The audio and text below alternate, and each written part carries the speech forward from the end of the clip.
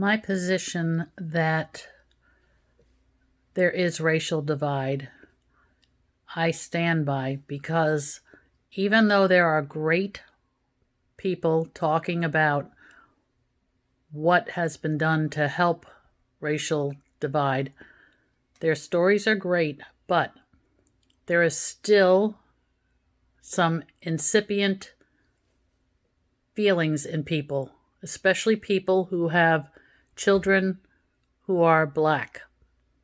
They have to change the way they teach their kids about how they are to act when they're in a store, how to act when they're out on the road and a police comes to them.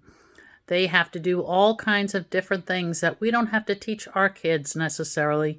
We don't have to worry about our kids walking down the street with a hoodie on in a neighborhood. Their kids do have to worry about those things. There is still a feeling of unrest in parents who have children that they are raising in this society if their children are black.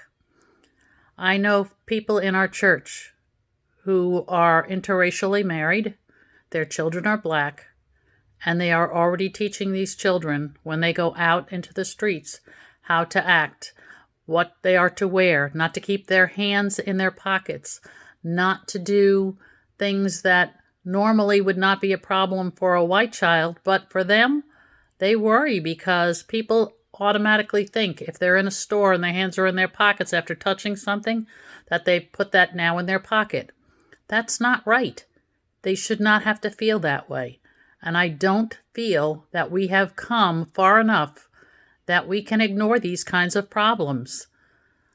You say that there is no racial divide, that people come to this country who are black from Nigeria and other places, and they may, because there are opportunities here. But there are also problems that will not go away until we stop looking at things as if we are different people. We are all children of God. We are all the ones who have to answer to Him. We have made great strides. We definitely have made great strides.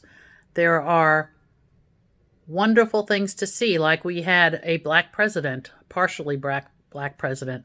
We have had people who are very wealthy and well-spoken and are black. I mean, obviously, we have made wonderful strides in the last 20 years.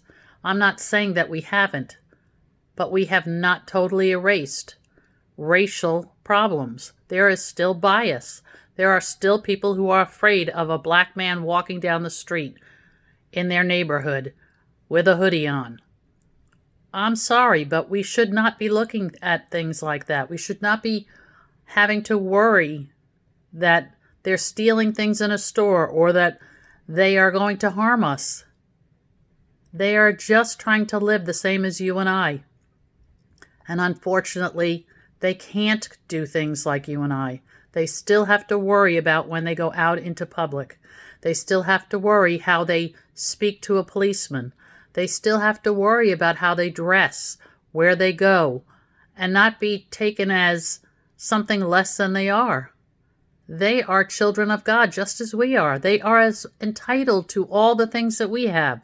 They should not have to feel that they are subservient or that they are lower than us in any way, shape, or form. We should not be taking these children and making them afraid to be in society the way we are. But unfortunately, I see that in too many places. I've seen it here in my hometown. I've seen it in my church. I've seen it online in stories. We still have a long way to go.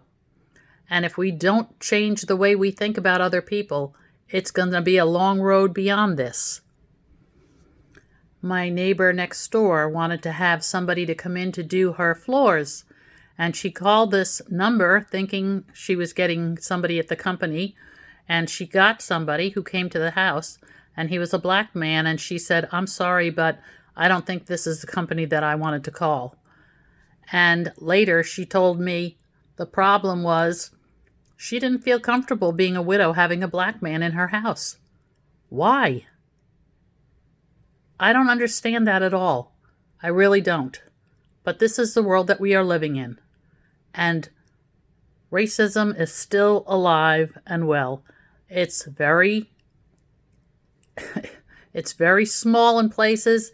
It's hidden in places that you can't see, but there is still racism in this country. And I don't think until we change our attitudes, it's ever going to go away.